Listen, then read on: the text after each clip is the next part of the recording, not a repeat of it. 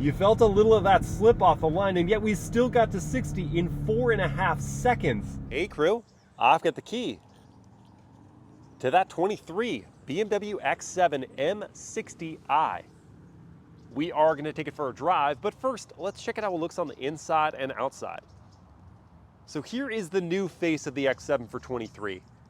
The design is borrowed from the new 7 series with that split headlight look, putting the LED DRLs and turn signals up top and the projector LED headlights down low. All the exterior trim on the M60 is blacked out. Apologies for all the dirt, it's been raining a ton. Now, of these 2 air channels up front, only the passenger side is functional, the driver's side is not.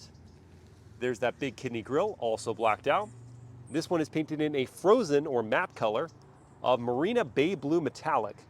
And even though it's gray today, it still accentuates the creases of the car a lot, and the color itself is very beautiful. You can get the X7 on up to 23-inch wheels now. This M60i is riding on 22s. They're in gloss black and wrapped in Pirelli P0 tires, 275 section front and 315 at the rear. Within those wheels are upgraded M Sport brakes with blue painted calipers. There's gloss black for this side garnish, for the M Sport mirror caps, window trim, and roof rails. Stepping back to look at the profile, nothing really new or noteworthy here. I like that crease in the body to break it up, and it does sit very nicely on those 22s.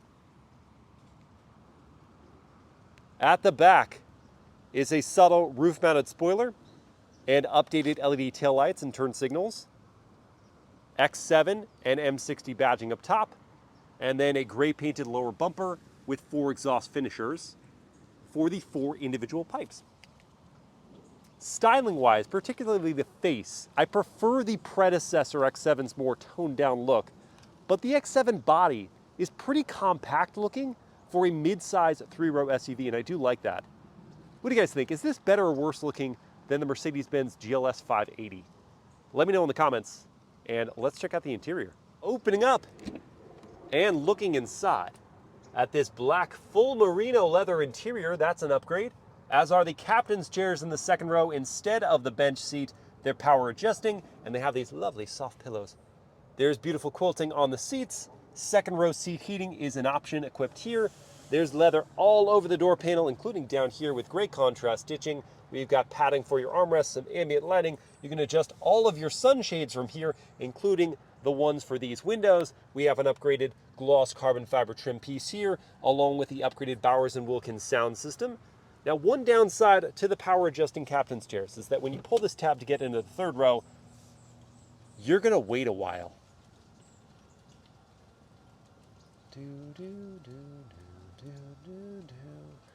There we go. Now, for a smaller 3-row, it does give you a pretty decent access point, but waiting all the time could be annoying.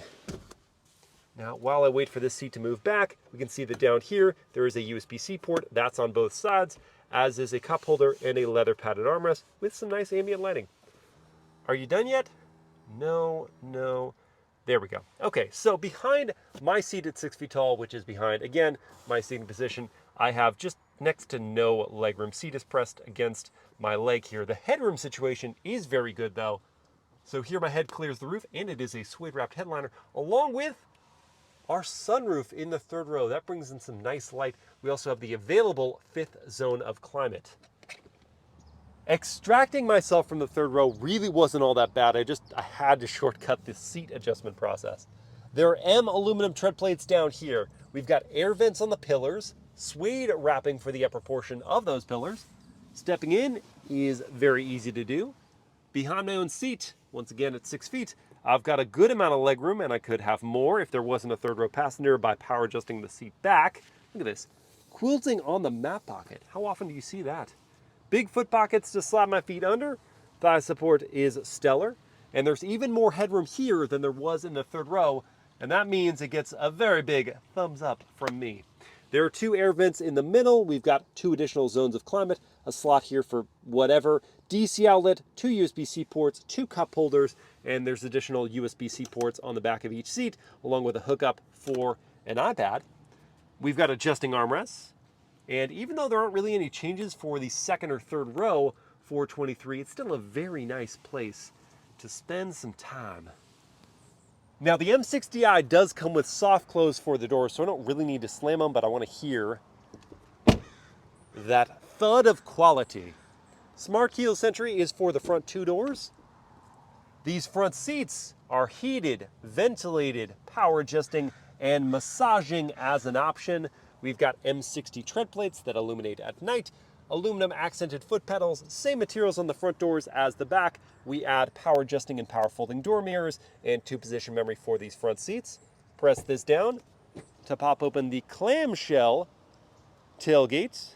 Nice place here to sit and put on your cleats for soccer practice. We've got some storage underneath the floor, along with the slot for your cargo cover, which extends beyond this one here. And behind the third row of seats, we have just 13 cubic feet of space, but you can fold down the third row with these power adjustments here on the side for 48.6 cubic feet of space. Important to note that you cannot raise or lower the captain's chairs, whether manually or automatically. You can only do that if you go with the bench seating. Power close and lock feature on the tailgate, and it does close up the bottom and top portion at once. Sliding into these front seats, we'll get to see the soft close in action.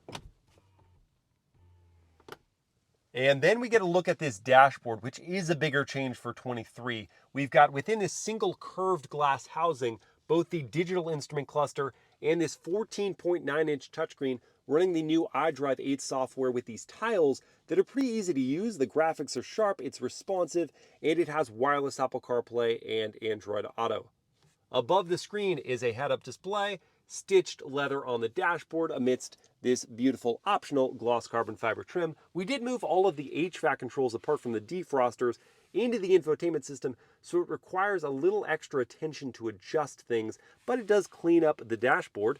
We've got these interesting knurled adjusters for the air vents, knurled finish for your physical volume knob, tuner settings there, and then under this carbon fiber, we find 2 cup holders which are heated and cooled as an option, wireless smartphone charging, DC outlet, USB-A port, this knurled dial to control the infotainment system if you don't want to touch the screen. Drive selection is here.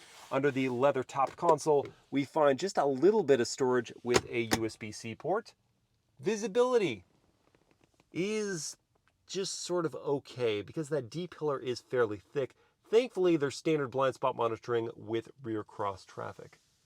This cabin is rather sumptuous. The tech upgrade for 23 is pretty nice. I love the steering wheel, the M Sport wheel with a tricolor stitch on the inside, nice and thick in the hands with these big paddles, and stitched leather on the airbag cover. That is nice. So yeah, the cabin's great. It does have a lot of options, but I'm ready to take the M60i for a drive.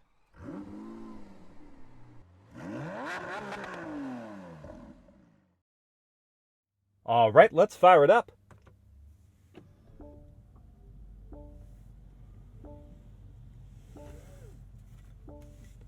Such modesty from that V8. I expected more rumble at the startup. For our drive mode, let's begin in comfort with this cool bit of topography on our infotainment screen. And then when I hit the parking button, that will bring up a myriad of different camera angles, all high resolution. We've got a bird's eye view off to the right. Here we can see our front-facing view with these little geometric shapes to show us how close we are to obstacles. If I go into the More view, then we can see a 3D projection of the X7. I can use gestures to work around the whole exterior with some success here. It's not perfect, but it is cool.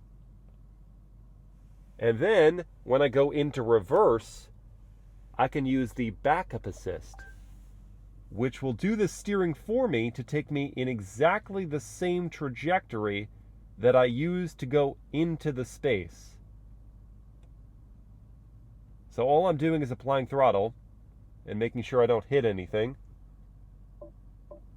like that SUV, and down into drive we go. Let's kick things off with the world-famous horn test. Yes. Yep, that one's alert. And next, the turn signal sound.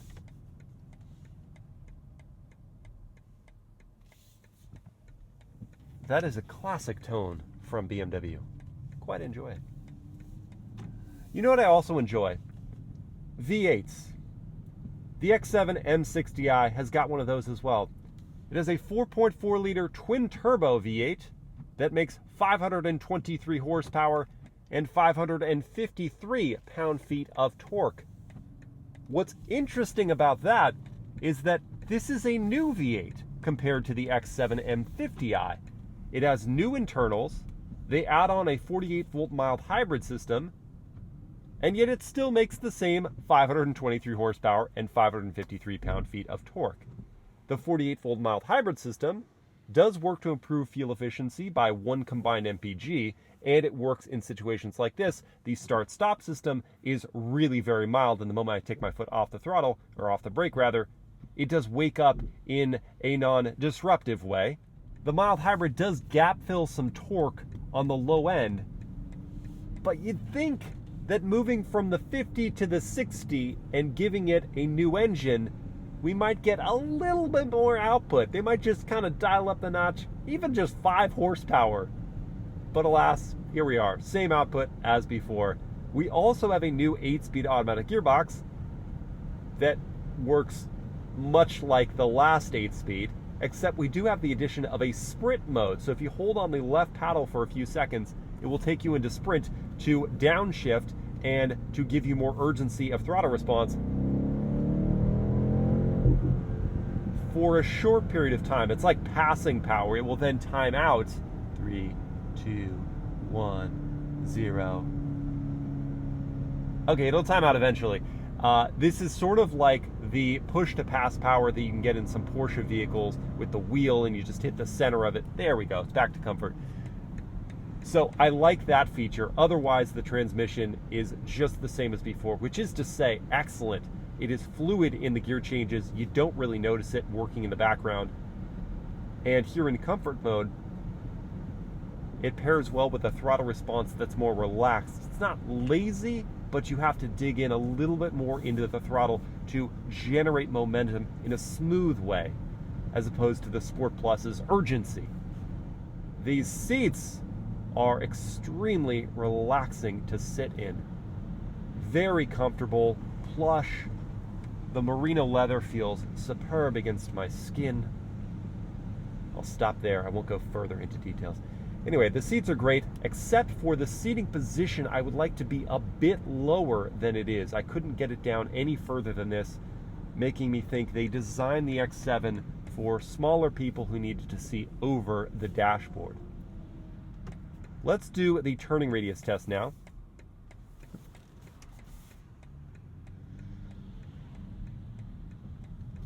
And appreciate just how tidy that is, thanks to the standard rear-wheel steering system in the M60i. It just makes this SUV so maneuverable in tighter spaces.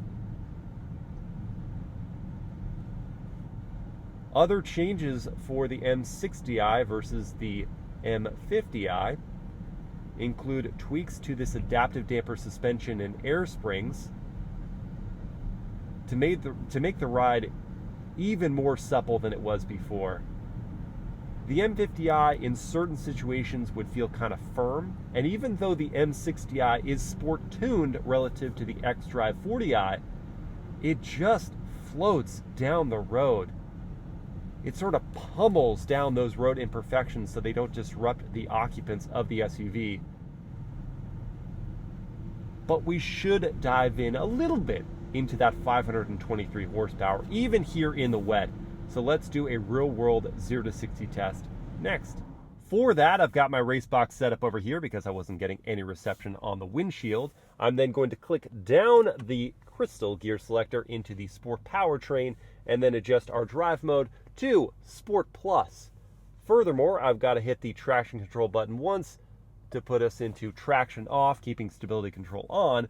With all that done, I then hold my foot hard on the brake and pin the throttle to activate the launch control system and hope the all-wheel drive system can do its best. Here we go. It's active.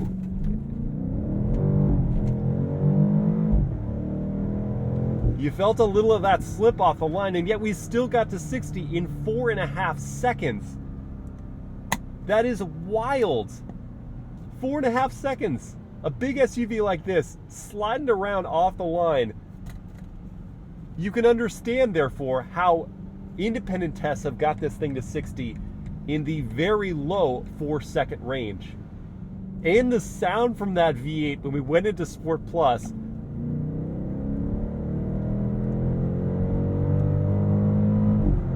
got real good. Deep bass hit on the upshift.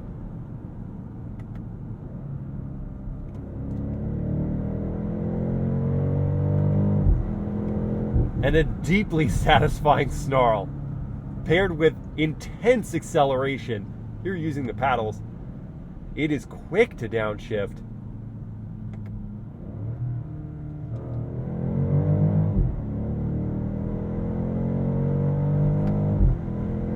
And just hurtle you forward.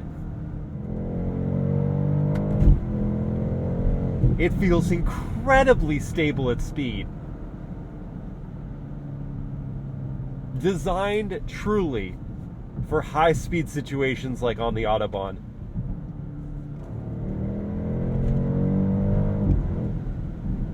My goodness.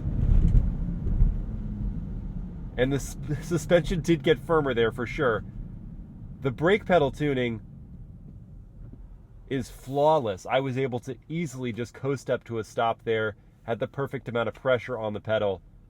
And then, while keeping my expectations reasonable given the conditions, I do want to see how the brakes hold up at speed, along with testing out the handling of the X7 M60i. So we'll carry some speed into this curve, clamp down hard on those brakes. Not bad. Turn in.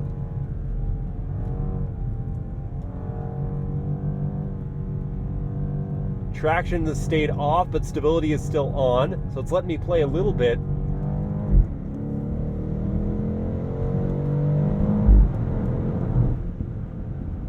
But remarkable composure characterizes how we just got through that there.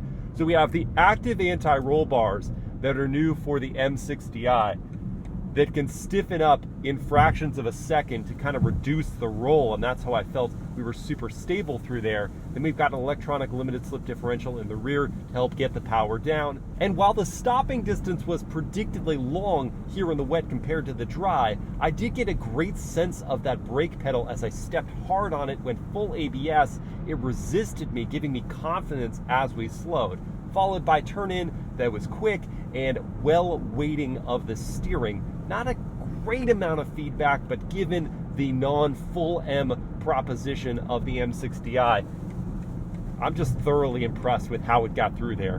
Now let's turn traction back on fully.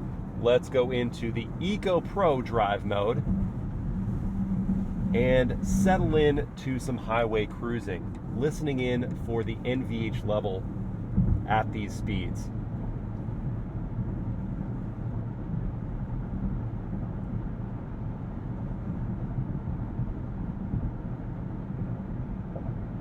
Acknowledging that this road surface, which is meant to just expel water, but because of its construction, its design, it creates quite a bit of tire noise. Still, this cabin is pretty darn quiet. That means the insulation is very much up to snuff for keeping the occupants relaxed at higher speeds for a long period of time. Add in the seat comfort, add in the ease at which it just cruises down the road, and this makes for an excellent commuter. We also have some active safety features here that we can explore. Some of these you got to pay extra for, like the steering assistance, but they work very, very well. They'll keep you in the center of the lane. It's not as sophisticated as BMW's new 7 Series, where you can take your hands off the wheel. See, it wants to check in. Where you can take your hands off the wheel at highway speeds as long as you're paying attention. This one does want you to keep grabbing on the wheel and applying some force, but it can do a lane change assist. So if it spots an opening, it will move over for you, and that's just handy to have. I think now is a good time to assign a MilesPerHr word of the day to the X7 M60i, and the word that comes to mind is compliant, meaning obeying or obliging, because I feel like anything you ask of this SUV, it will do. If you want long-haul comfort, it'll do that. If you want it to handle better than it really should, it'll do that. And if you need just incredible passing power, it'll give it to you. Before we get into pricing and competition, let's talk about the fuel economy and top speed. The fuel economy, as I said, is improved by 1 combined MPG for a total of 18, from 16 in the city and 21 on the highway. The top speed remains at 155 miles per hour. The starting figure for the X7 xDrive 40i with its turbocharged V6 that did get a bump in power from 22 to 23 by 40 horsepower and 67 pound-feet of torque, those are big changes, is $78,800. If you want the M60i, be prepared to shell out $104,000 to start. This one, as tested, is 122,500 buckaroos. In comparison, we've got vehicles like the new Land Rover Range Rover. We'd look at probably the SV Autobiography that has the same turbocharged twin-turbo V8 as the last X7 M60i. So it's making 523 horsepower. It starts at $153,350. It gets to 60 in around 5 seconds and has fuel economy of 17 combined MPG. We've also got the Mercedes-Benz GLS 580 that starts at $106,000. It makes 483 horsepower. It gets to 60 in 4.7 seconds and manages the same 18 combined MPG. The X7 M60i is not as much of a statement piece to me as the Range Rover or even the GLS 580, though I think the X7 is better looking than the Mercedes, while the Rover is a bit more comely. The interior isn't as glitzy as the Mercedes or the Rover, though I think that the tech upgrade does definitely put the convenience features on par with those vehicles. The safety features are on par, and the performance is definitely better in this X7 M60i in terms of driving engagement and in terms of just blistering acceleration as those two vehicles.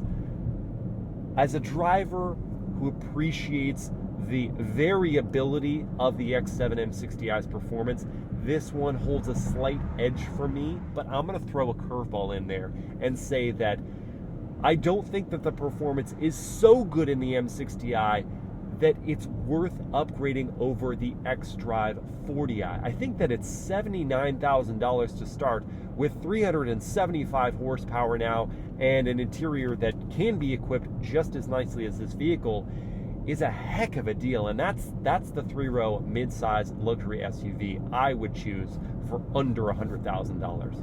I hope you guys have enjoyed this POV drive review. I'm curious which one you would choose, this, the GLS 580, or the Rover. Please let me know in the comments, and if you enjoyed this video, please like, comment, and share, and subscribe, and all that good stuff, and I will see you again next time.